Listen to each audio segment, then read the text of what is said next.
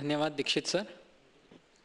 यानंतर रानडे सरांचं व्याख्यान होणार आहे मॅथ्स या विषयाचा बदललेला सिलेबस या विषयावर. रानडे सरांची मी थोडक्यात ओळख करून देतो. सरांनी इन्स्ट्रुमेंटेशनमध्ये इंजिनिअरिंग केलेलं आहे. 18 वर्ष ते मॅथ्स हा विषय शिकवत आहेत.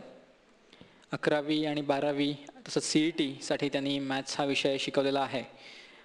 त्यांचे खूप सुप्रसिद्ध असे कोचिंग क्लासेस होते सहकार नगरला आणि मयूर कॉलनीमध्ये. तर ते क्लासेस आता त्यांनी बंद करून एडनेक्सा ही नवीन ॲक्टिव्हिटी त्यांनी चालू केलेली आहे. तर मी सरांना अशी विनंती करतो की कृपया त्यांनी विद्यार्थ्यांना आणि पालकांना मार्गदर्शन करावं.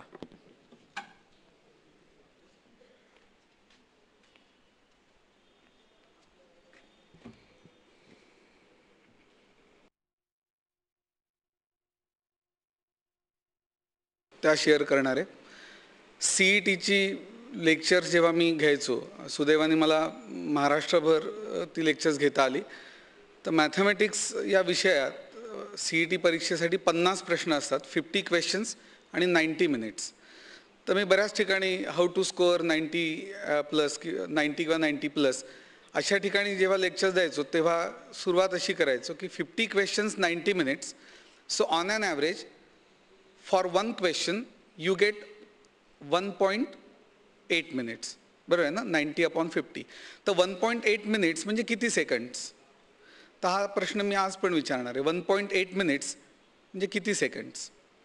काल मी नागपुरात होतो, एका क्लासमध्ये मला संधी मिळाली, तिथे मी हा प्रश्न विचारला होता आणि तिथल्याही मुलांनी मला निराश केलं नाही चुकीचं उत्तर देऊन.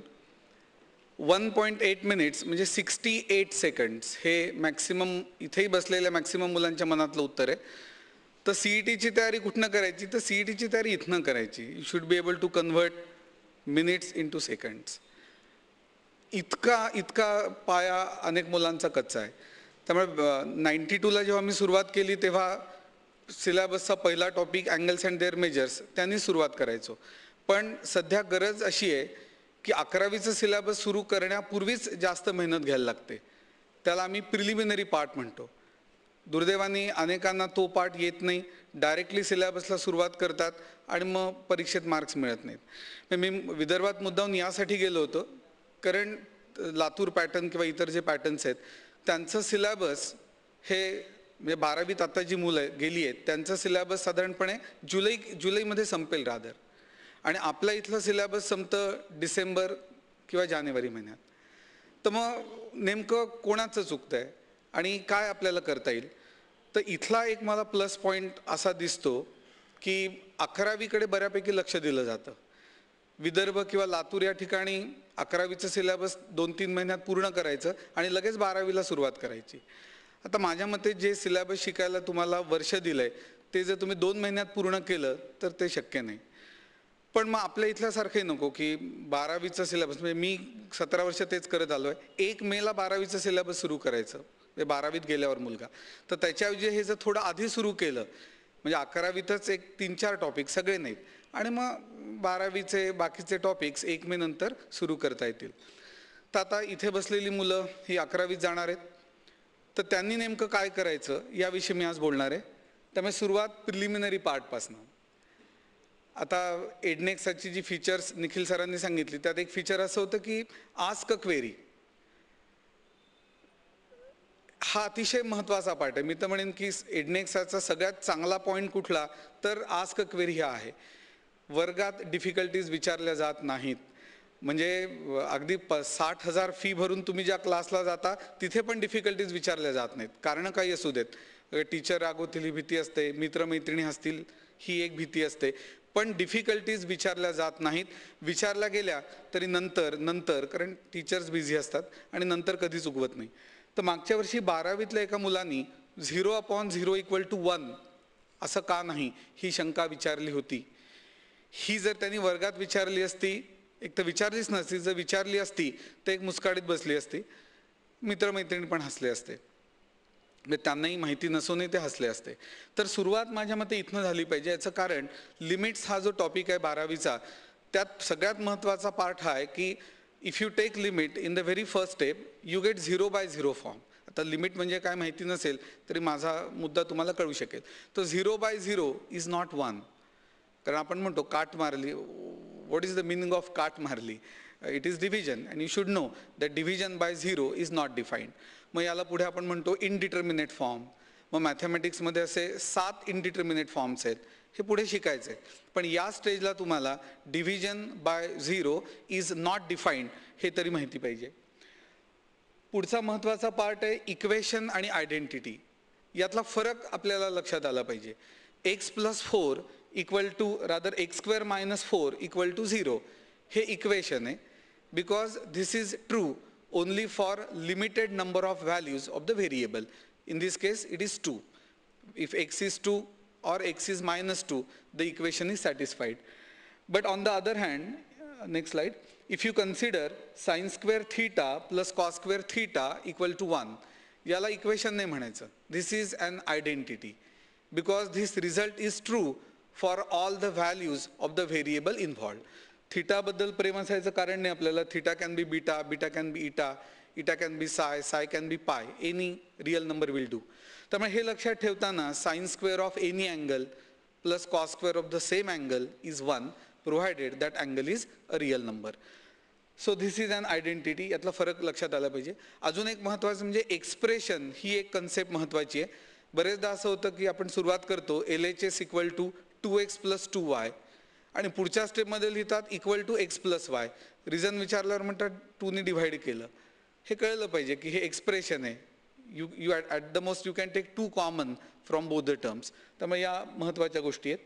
नेक्स्ट पुढचा महत्त्वाचा part factorization and expansion formulae. एक लक्षात घ्या, मॅथमॅटिक्स असू देत, फिजिक्स, केमिस्ट्री, 2-3 स्टेप्स नंतर तुम्हाला फक्त याच गोष्टी करायच्या आहेत. You should be able to use this formulae, logarithm, laws of indices, या सगळ्या गोष्टी यूज करायच्या आहेत. a² - b² चे factors a + b, a - b, this is also an identity. You have to remember this as square of the first minus square of the second is first plus second into first minus second. Otherwise मग p² - q² आलं तर problem येईल की आम्हाला तर a आणि b बद्दल माहिती आहे. तसंच a³ - b³ चे फॅक्टर्स, a³ + b³ चे फॅक्टर्स. पुढचा पार्ट एक्सपान्शनचा आहे. एक लक्षात घ्या, ही जी एक्सप्रेशन्स आहेत ना, आपण काय करतो, पाठांतराला महत्त्व आहे पण बिंडोक पाठांतर नाही करायचं, समजून पाठ करायचं. हे एक एक्सप्रेशन बघा, a + b³ equal to a³ + 3a² + 3ab² + b³. The same is written in different form. आता जो पहिला फॉर्म आहे तो जर तुम्ही नीट ऑब्झर्व केलात तर खूप चांगल्या गोष्टी आणि इंटरेस्टिंग गोष्टी तुम्हाला कळू शकतील. सुरुवातीला बघा, a + b चा क्यूब आहे, त्यामुळे बायनॉमियलचा इंडेक्स 3 आहे. किती टर्म्स आहेत रे राईट हँड साईडला? There are 4 terms. So number of terms is 1 मोर. हा योगायोग नाही आहे. पुढे आपण शिकणार आहोत असं का घडतं in the topic binomial theorem. तुम्ही वर पण बघू शकता, a + b bracket square index 2 आहे आणि एक्सपान्शनमध्ये there are how many 3 terms. So number of terms is always 1 more than the index of binomial. अजून एक महत्त्वाचा factor, sum of the indices of a and b in each term is the same. a³ आहे, त्यानंतर a² b आहे बघा, b च्या डोक्यावर काहीच नसलं तरी ते b⁻1 असतं. So again sum is 3, ab² sum is 3, b³ sum is 3. So the sum of the indices of a and b in each term is the same as the index of binomial. अजून 2 features आहेत. Index of a goes on decreasing by 1 and at the same time index of b goes on increasing by 1. आणि शेवटचं observation, हे जे coefficients आहेत they occur rather they repeat in reverse order. In the sense first आणि last यांचा coefficient 1 आहे बघा, second आणि सेकंड लास्ट या टर्मचा पण कोइफिशियंट सेम आहे. आता बघा, म्हटलं तर एक साधी आयडेंटिटी आहे, पण तुम्ही नीट ऑब्झर्व केलं तर या सगळ्या गोष्टी तुम्हाला कळू शकतील. त्यामुळे इथनं पुढे ही सवय लावायची की कुठलाही फॉर्म्युला असू देत, असं म्हणतात की there should be method in madness also. हे तर मॅथमॅटिक्स आहे, त्यामुळे नक्की काहीतरी त्यात मेथड आहे आणि अनेक गोष्टी आपण ऑब्झर्व करू शकतो. आता रूट ऑफ a² + b², अनेकांना काय माहिती, ते a + b असं वाटतं. दुर्दैवाने असं होतं बघा, आता रिझल्ट्स लागतीलच, म्हणजे निकाल खूप कमी लोकांचा लागतो, सगळ्यांचा चांगला रिझल्ट लागतो. 10thला 90%, 94%, 95% असेच अनेकांचे मार्क्स असतात. तर याचं क्रेडिट विद्यार्थ्यांपेक्षा बोर्डाला जातं जास्त, कारण 130 मार्क्स हे बोर्डाने शाळेकडे दिले असतात आणि मॅक्सिमम मुलांना ते 130 आउट ऑफ 130 मिळतात. त्यामुळे खूप चांगले मार्क्स मिळाल्यावर दोन गोष्टी घडतात. अनेकांना असं वाटतं की आपण खूप हुशार आहोत आणि आपण IIT केलं पाहिजे. आजच्या डिस्कशनचा हा मुद्दा नाही आहे, पण आपला बेस चांगला आहे की नाही याची सगळ्यांनी आधी खात्री करून घ्यावी आणि त्यासाठी या गोष्टी आहेत. तर obviously root of A² + B² is not A + B. असं असतं तर किती बरं झालं असतं, क्लास लावायला लागला नसता, नुसती मजा करता आली असती. A² रूट A आणि B² B असं नाही, आणि हे आपल्याला व्हेरीफाय करता आलं पाहिजे. माझं कायम असं आर्ग्युमेंट आहे की टीचरने जरी प्रश्न विचारला ना तरी बिफोर यू आन्सर विचार केला पाहिजे, व्हेरीफाय केलं पाहिजे. समजा हे इक्वल टू वाटलं तर स्क्वेअर करा बरं. If you square both the sides then right hand side gives A² + B² + twice AB, and on left hand side it is just A² + B². जर आपण इक्वेट केलं तर याचा earth this is wrong. Next, मग आता college सुरू होण्यापूर्वी तुम्ही नेमकं काय केलं पाहिजे? बघा, मला एवढं सांगूनही खात्री आहे की अनेक लोक याकडे दुर्लक्ष करणार आहेत. सरांनी सांगितल्याप्रमाणे 11वीची पुस्तकं आणतील, काही लोकांनी IITची काय 60-70 हजार फी भरून पण टाकली असेल, तर ठीक आहे, तो ज्याचं त्यांनी ठरवावं. पण त्याचबरोबर या गोष्टी तुम्ही करताय की नाही याकडे लक्ष द्या. टेबल्स अप टू 30 पाढेपाठ करायचे आहेत. इथे मला एक आवर्जून सांगायचं आहे की ज्यांचं मराठी मीडियम आहे त्यांनी स्वतःला भाग्यवान समजलं पाहिजे. बघा, मी खूप जबाबदारीने आणि अनुभवाने बोलतोय. याचं कारण मातृभाषेतनं जर तुम्ही बीजगणित भूमिती शिकला असाल ना तर ते खूप छान तुम्हाला कळलेलं असतं. फक्त 11वीत गेल्यावर मात्र माझं मराठी होतं ही एक्सक्यूज देऊन चालणार नाही, तुम्हाला जास्त एफर्ट्स घ्यायला लागतील. त्यामुळे पाढे मराठीतनंच पाठ केले तरी चालतील जर मराठी मीडियमचे तुम्ही असाल तर. याचं कारण सांगतो. फिजिक्स केमिस्ट्रीचा जो CETचा पेपर असतो ना, तर for one question you gate 52 to 54 seconds. म्हणजे तो क्वेश्चन वाचायचा, मग कुठला फॉर्म्युला यूज करायचं ते आठवायचं, व्हॅल्यू सबस्टिट्यूट करायच्या, कॅल्क्युलेशन्स करून डार्क सर्कल करायचं. या सगळ्याला तुम्हाला 54 to 55 सेकंड्स एवढाच वेळ मिळणार आहे. आणि तुम्ही जर 18-6 जा, मग 6-8 जा 48, आणि मग 4 झालं, वेळ संपलेली असेल. आणि म्हणून दुसरं कुठलंही काम न करता tables up to 30, squares of numbers from 1 to 30, cubes of numbers from 1 to 10. मला आता एक उदाहरण असं आठवतं, आपला एक स्टुडंट होता, त्याचे 50 पर्यंतचे टेबल्स पाठ होते, मग माझे पण नाही आहेत. तर त्याला म्हटलं की अरे हे डॉंकी वर्क नाही का? तो म्हटला नाही सर, मला खूप आधीपासून मी सुरुवात केली आहे आणि मला चांगलं येतात. पण त्याचा फायदा त्याला काय झाला सांगतो. 12वीत बोर्डाच्या परीक्षेत त्याला मॅथ्समध्ये 100 मिळाले आणि त्याला CETत पण मॅथ्समध्ये 100 मिळाले. तर हे पॉसिबल आहे. बरं, 10वीत त्याला काही 95-96% नव्हते, काहीतरी 88 किंवा 89%च होते. पण बेसिक गोष्टींकडे लक्ष दिलं की नक्की फायदा होतो. आता रेशो, प्रपोर्शन आणि पर्सेंटेज या पण कन्सेप्ट क्लिअर पाहिजेत. मी फिजिक्समध्ये पण आपटे सर सांगतील बऱ्याच ठिकाणी रेशो विचारला असतो, तर आधी रेशो म्हणजे काय हे कळलं पाहिजे. पुन्हा तेच उदाहरण, what is the ratio of 20 boys and 10 donkeys? कालच एका त्या क्लासमध्ये विचारलेला प्रश्न, सगळ्यांनी सांगितलं 2:1. Ratio of 20 boys to 10 donkeys. Boys आदनमधनं डॉंकीज सारखी वागतात पण रेशो नाही फाइंड आउट करतायत. So what is ratio? It is comparative relationship between magnitudes of 2 or more quantities of the same kind expressed in the same unit. So ratio cannot be obtained. What is the ratio of 1 rupee to 10 पैसे? किती रुपीचा 1 पैसा होतो सांगा? 100 rupees. क्या बात है. सगळं class एडनेक्स वगैरे बंद करून एक एक पैसा गोळा करायचा.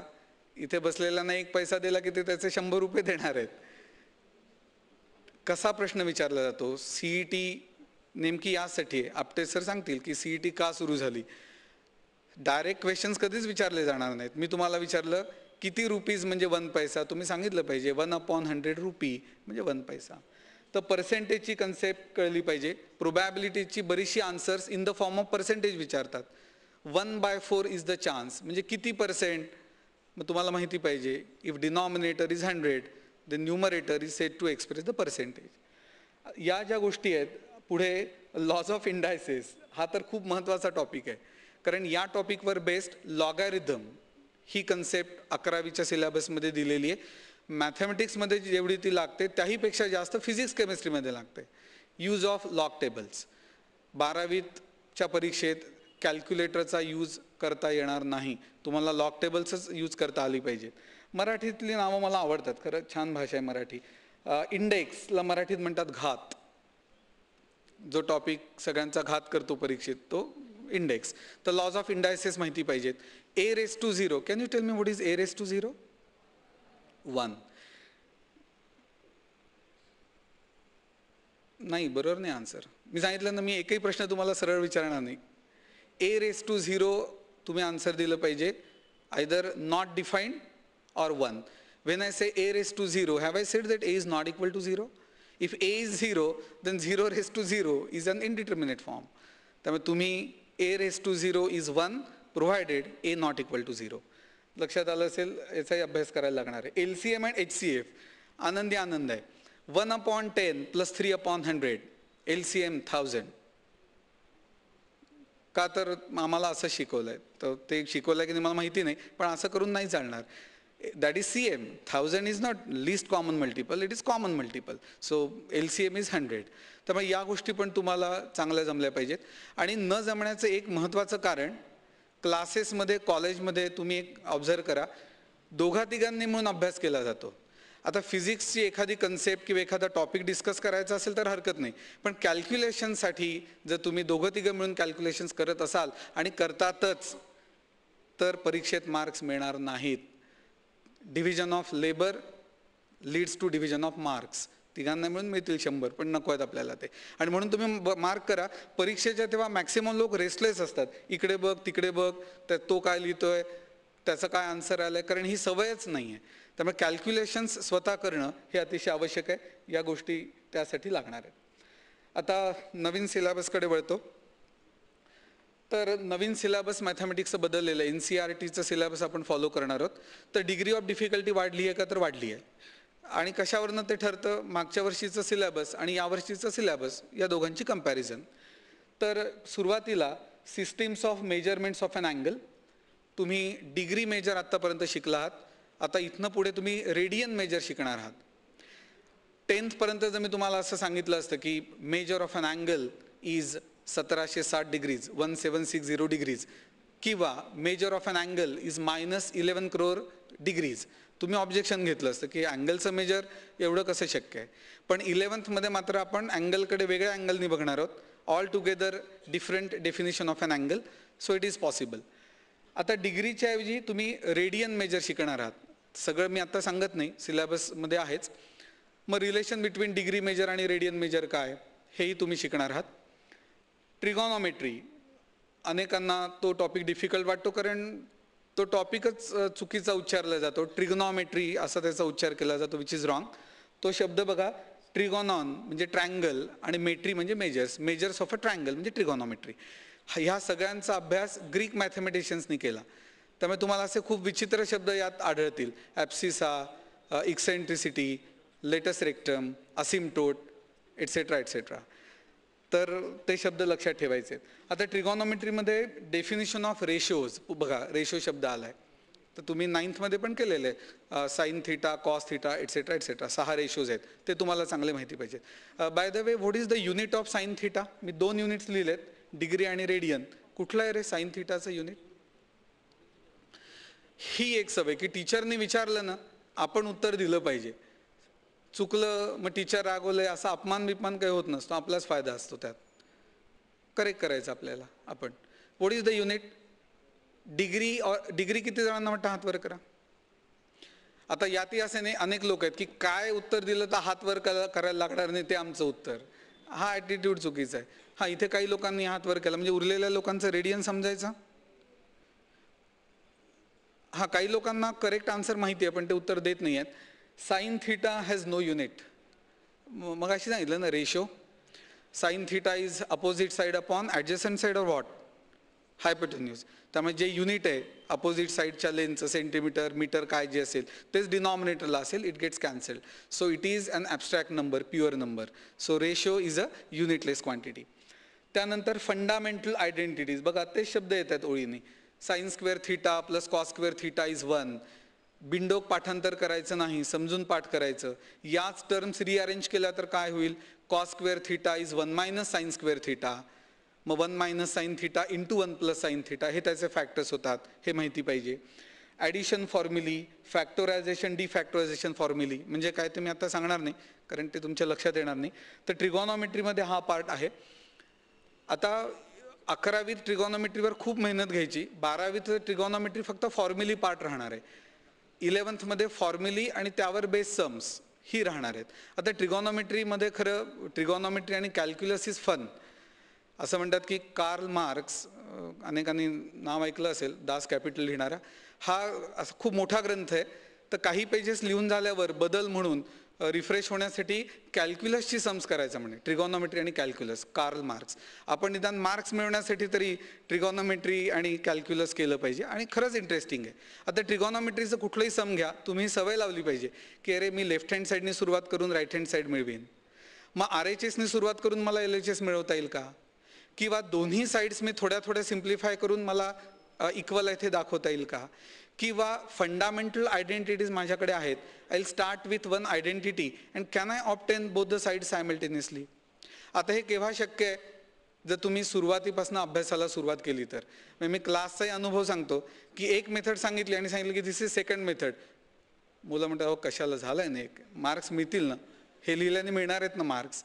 मलाही मान्य आहे की परीक्षार्थी झालं पाहिजे, पण जर खूप आधी तुम्ही सुरुवात केली तर तुम्ही ज्ञानार्थी पण होऊ शकता. पुढचा topic circle and conic sections. हा मात्र 12वीचा त्यांनी घेतलेला टॉपिक आहे, अतिशय महत्त्वाचा आहे. सर्कल आणि कोनिक सेक्शन्स, अगदी शब्दशः अर्थ घ्यायचा आहे. कोनिक सेक्शन्स म्हणजे काय?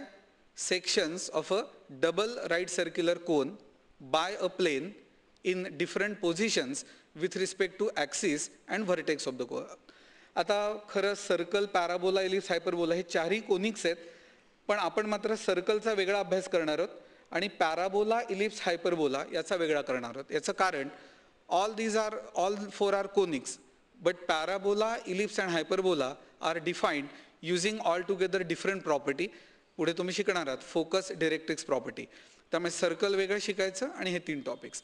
आता यात पण बघा अभ्यास कसा करायचा याची टेक्निक आहे.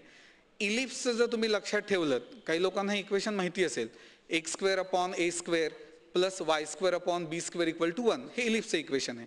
याच इक्वेशनमध्ये b² तुम्ही a² केलं तर तुम्हाला सर्कलचं इक्वेशन मिळतं आणि b² -b² केलं तर यू गेट हायपरबोला. आता हा शोध जर तुम्हाला 12वी परीक्षेच्या 1 महिना आधी लागला तर उपयोग नाही. तुम्ही तुमचा अभ्यास सुरू ठेवला तर हे तुमच्याही लक्षात येईल. Next, vectors. एक लक्षात घ्या, हे जे सिलेबस तयार केलं ना 11वी 12वीचं, तर त्यात त्यांनी एक गोष्ट केली आहे की 11वीला व्हेक्टर्स टॉपिक आहे, 12वीला पण तो टॉपिक त्यांनी ठेवला आहे, पण 11वीतल्या टॉपिकचा उल्लेख पण त्यांनी न करता त्यावर अवलंबून पुढचा पाठ 12वीत दिला आहे. त्यामुळे अनेक लोक व्हेक्टर्स हा टॉपिक नीट करत नाहीत. म्हणजे concept of vector, difference between vector and scalar, position व्हेक्टरची कन्सेप्ट, 2 प्रॉडक्ट्स त्यांनी दिलेले आहेत महत्त्वाचे, डॉट प्रॉडक्ट म्हणजे स्केलर प्रॉडक्ट आणि दुसरा व्हेक्टर प्रॉडक्ट म्हणजे क्रॉस प्रॉडक्ट. हे तुम्हाला खूप चांगले आले पाहिजेत. आता इथे बसलेले काही लोक असे असतील की मी मॅथमॅटिक्स घेणारच नाही आहे, मग मी हे मॅथ्सचं लेक्चर का ऐकू? तर असं अजिबात करू नका. व्हेक्टर प्रॉडक्ट हा तुम्हाला फिजिक्समध्ये पण वापरायचा आहे. A bar cross B bar is a vector product and not only that, it is expressed in the form of a determinant. म्हणजे फिजिक्सचे सर तुम्हाला नक्की शिकवतील, पण त्यांनी तुम्हाला डिटर्मिनंट शिकवणं अपेक्षित नाही आहे की जो टॉपिक 11वीच्या मॅथमॅटिक्समध्ये आहे. त्यामुळे मी इथे बसलेल्यांना ज्यांचं PCB ग्रुपवर कॉन्सन्ट्रेट करायचं आहे त्यांना असं सजेस्ट करीन की भलेही तुम्ही कॉलेजमध्ये तो टॉपिक घेऊ नका, पण 11वी मॅथमॅटिक्स अभ्यास केलाच पाहिजे. कॅल्क्युलस, फिजिक्समध्ये नुसतं कॅल्क्युलसच आहे, डेरिव्हेटिव्हज, इंटिग्रेशन, त्यामुळे त्या गोष्टी लागणार आहेत. आता इक्वेशन आणि इनइक्वेशन पुढचा टॉपिक महत्त्वाचा आहे. Linear inequations in 1 and 2 variables with graphs.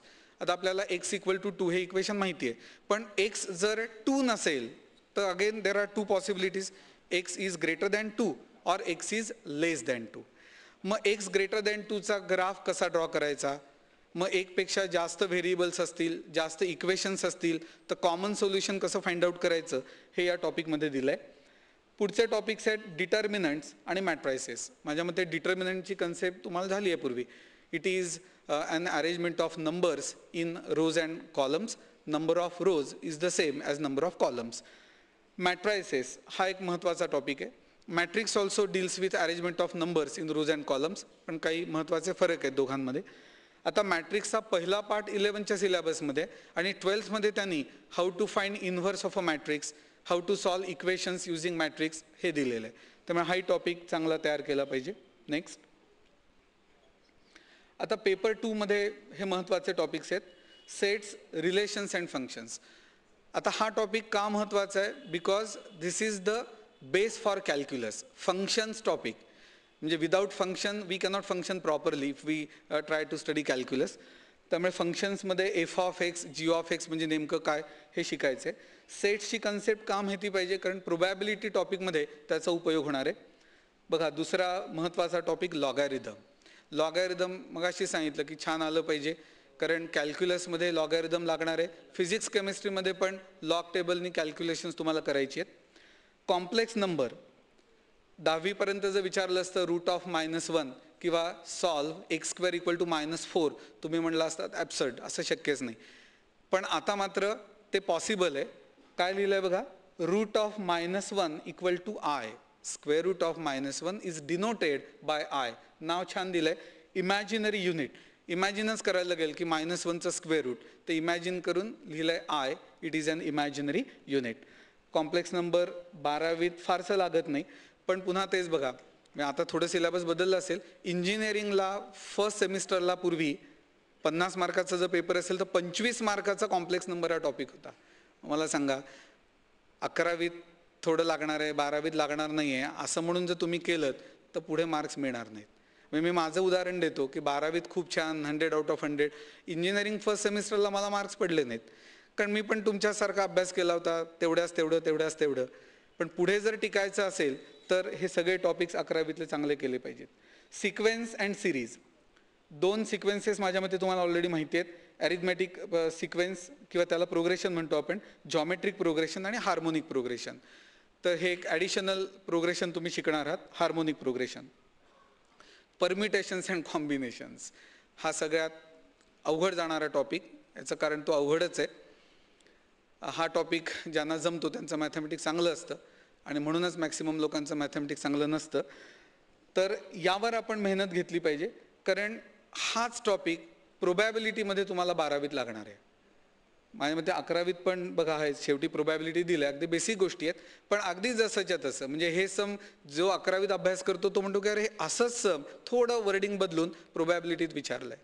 त्यामुळे आपण आपला अभ्यास करायचा. परीक्षेत असं म्हणणार नाहीत की solve this sum using permutation or combination. मग आपण नोट्स काढल्या पाहिजेत की what are the situations where permutation is used, what are the situations where combination is used. आता थोडक्यात मी सांगेन, अनेकांना कळेल की जिथे ऑर्डरला महत्त्व आहे तिथे परम्युटेशन वापरायचं, and where order is immaterial तिथे कॉम्बिनेशन वापरायचं. जसं 100 3 डिजिट्स वापरतोय मी, 0 2दा वापरतोय. एखाद्या स्टुडंटला 100 मिळाले आणि दुसऱ्या स्टुडंटला 001 मिळाले. दुसरा असं म्हणेल की नाही, मी आणि पहिला आणि मला, आम्ही दोघं सारख्याच कॅलिबरचे आहोत. नाही. का असं घडलं? कारण 001 म्हणजे 1 आणि 100 is 100. Why this is so? Because order is important. So it's a case of permutation. 3 letters आहेत, DO आणि G. DOG लिहिलं की डॉग आणि GOD लिहिलं की तेच 3 आहेत ना लेटर्स, तर गॉड होतं. DOG लिहिलं तर डॉग होतं. So order in which letters are written is important. So it's a case of permutation. Combination काय? जिथे ऑर्डरला इम्पॉर्टन्स नाही. 3 प्लेयर्स आहेत, A, B आणि C. दोघांची टीम तयार करायची आहे. मग असं जर मी म्हटलं की पहिल्या टीममध्ये A आणि B आहेत, ठीक आहे. दुसऱ्या टीममध्ये B आणि A आहेत. आर दिस 2 टीम्स डिफरंट? नो. का असं घडलं? Because order is immaterial. तर यावर बेस्ड बरीचशी सम्स आहेत या टॉपिकमध्ये. नाव द नेक्स्ट, नाही प्रत्येक आधीच. त्यानंतर मेथड ऑफ इंडक्शन आणि बायनॉमियल थिरम. मगाशी जो मी उल्लेख केला ना, expansion of A + B³, it comes under binomial theorem. मग तुम्हाला जनरल एक्सपान्शन माहिती पाहिजे A + B⁻n चं. पुढे सगळ्यात महत्त्वाचं म्हणजे कॅल्क्युलस. आता कॅल्क्युलसमध्ये लिमिट्स, डेरिव्हेटिव्स, इंटिग्रेशन. फिजिक्समध्ये म्हणजे जुन्या सिलेबसमध्ये हे टॉपिक्स डायरेक्टली 12वीत होते आणि 11वीच्या फिजिक्समध्ये मात्र आपटे सरांना डेरिव्हेटिव्ह शिकवायला लागायचं. आधीच फिजिक्सचा सिलेबस वास्ट आहे, तो विषय अनेकांना कळत नाही आणि त्यात जर डेरिव्हेटिव्ह शिकवायला लागलं तर सिलेबसच संपणार नाही. आणि म्हणून त्यांनी 11वीतच तो पार्ट घेतलेला आहे, अतिशय महत्त्वाचा आहे, लिमिट्स, डेरिव्हेटिव्ज आणि इंटिग्रेशन. आता हा टॉपिक न जमण्याचं माझ्या मते एक महत्त्वाचं कारण ट्रिगॉनॉमेट्री येत नाही. कारण लिमिटची कन्सेप्ट आणि सम्स कशी करायची हे सगळ्यांना कळतं. एक 5-6 टाईप्स आहेत. 11वीचा पार्ट सोपा आहे सिलेबसमधला, पण ट्रिगॉनॉमेट्रीवर बेस्ड बरीचशी सम्स आहेत, त्यामुळे ट्रिगॉनॉमेट्री तुमचं चांगलं तयार पाहिजे. मेजर्स ऑफ डिस्पर्शन हा टॉपिक क्लासमध्ये घेतला जात नाही आणि मी पण नव्हता घेतला रादर, आणि कॉलेजमध्ये पण शिकवला जात नाही, पण हा टॉपिक अतिशय महत्त्वाचा आहे. एक लक्षात ठेवा, सिलेबसमध्ये दिला आहे ना, त्यांनी विचार करूनच सिलेबस सेट केलं आहे, त्यामुळे हा टॉपिक, त्याचा अभ्यास आपल्याला करायचाच आहे. स्टॅटिस्टिक्स आलंच पाहिजे. डिस्पर्शन ही कन्सेप्ट अतिशय महत्त्वाची आहे. म्हणजे tendency of observations to differ from one another is dispersion. आपल्या एकाच हाताची 5 बोटं सारखी नाही आहेत. वाय?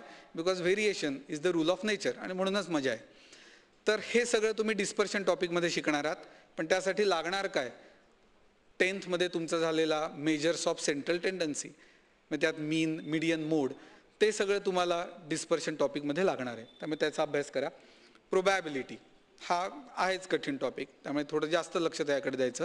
प्रोबॅबिलिटीला चान्स असं म्हणता येईल, मराठीत त्याला चांगलं नाव आहे संभाव्यता. खरं आपण इतकेदा हा शब्द वापरतो ना की प्रोबॅबिलिटी, तिकडे मुलांनी लक्ष द्यायचं बेटा, मी सांगतो ते ऐकून घ्यायचं आहे, आपण क्लासरूममध्ये नाही बसलेलो. तर प्रोबॅबिलिटी हा शब्द आपण खूपदा वापरत असतो की आज पाऊस पडण्याची प्रोबॅबिलिटी किंवा चान्स 50% आहे, 60% आहे. किंवा मी असं म्हणेन की इथे बसलेली मुलं, जर मी सांगतो किंवा बाकी टीचर सांगतात किंवा आईवडील सांगतात, हे जर त्यांनी ऐकलं तर probability that they will score very good marks in exam is 100%. आणि ते जर ऐकलं नाही तर probability that they will not score good marks is 0. It is an impossible event, but you can convert it in to possible event. तर probability हा topic पण समजून घेतला तर बेसिक पार्ट जो आहे तो नक्की जमेल. एक उदाहरण देतो. A die is thrown. A die is thrown. आता आपटे सर त्यांच्या भाषणात सांगतीलच की जनरल स्टँडर्ड वाढवणं म्हणजे काय, हेही वाढवणं, की बेसिक गोष्टी तर माहिती पाहिजे. डायचा अर्थच कळला नाही, म्हणजे अनेक अर्थ आहेत, पण इथे कुठल्या अर्थाने डाय शब्द वापरला हे जर कळलं नाही तर कसं चालेल. डाय म्हणजे मराठीत आपण फासा म्हणतो, लोक जुगार खेळायला वापरतात, आपण सापशिडी खेळायला वापरतो रादर. तर अनेक लोक म्हणतात तो डाईस शब्द आहे. तर dice is plural of die. 1 is die, 2 or more are dice. तर it is a cube on faces of which numbers are written 1 to 6. So if a die is thrown, what is the chance that score is prime. आता ज्याचं standard बरं आहे ना, तो probability topic न शिकता पण याचं उत्तर देऊ शकेल. When a die is thrown there are 6 possibilities, either 1 or 2 or 3 or 4 or 5 or 6 will turn up. मग यातले प्राईम स्कोर्स कुठले आहेत तर सुरू करतात 1, 2, 3, 5, आणि मग उत्तर चुकलं की प्रोबॅबिलिटीला बदनाम करतात. 1 is a prime number, 1 is not a prime number. The first and the only even prime number is 2. So 2, 3, 5 हे 3 प्राईम नंबर्स आहेत. 7 पण प्राईम आहे, पण आपल्याला 7चा विचार करायचा नाही आहे. किती पॉसिबिलिटीज आहेत? 6. Out of these 6, how many are in favor of the event that score is prime? 3. So 3 by 6, that is half, is the chance, that is probability. Half म्हणजे किती %? 50%, 50-50. मान्य आहे सगळ्यांना? बरेचदा आपण असं म्हणतो की 110%, आय एम शुअर 110%, तर ते खरं माझ्या मते चुकलेलं आहे. कारण 110% म्हणजे प्रोबॅबिलिटी 1.1 झाली ना. So in saying I am 110% right, at least in saying we are 100% wrong, कारण in that case probability becomes 1.1. Probability is never greater than 1 and probability is never less than 0. त्यामुळे या गोष्टी माहिती पाहिजेत. एकदा CETला 4 ऑप्शन्स होते, त्यातले 2 ऑप्शन्स, एक ग्रेटर दॅन 1 होता प्रोबॅबिलिटीच्या आन्सरचा आणि एक लेस दॅन 0 होता. मग त्यात वेळ घालवायचं काही कारणच नाही ना. एलिमिनेशन टेक्निक वापरा. Probability cannot be greater than 1, probability cannot be less than 0. मग उरलेल्या 2 पैकीच तुम्हाला चॉईस करायचं आहे, आणि ऑप्शन्स कमी असतील तर चॉईस करणं हे सोपं जातं. त्यामुळे प्रोबॅबिलिटी टॉपिक हाही महत्त्वाचा आहे. आता व्हाय एडनेक्सा, पुन्हा तेच की हा एडनेक्सानी आम्ही एवढा खर्च करून कार्यक्रम घेतला, आम्ही म्हणणारच की एडनेक्सा तुम्ही घ्याच, पण ते का घ्या हे जस्टिफाय करण्यासाठी ह्या पॉईंटचा तुम्ही विचार केला पाहिजे. तर रेकॉर्डेड लेक्चर्स आणि नोट्स हे मी का जास्त चांगलं सांगू शकतो, कारण मी स्वतः 17-18 वर्ष क्लासेस घेतलेले आहेत. एवढ्याला फिया घेऊनही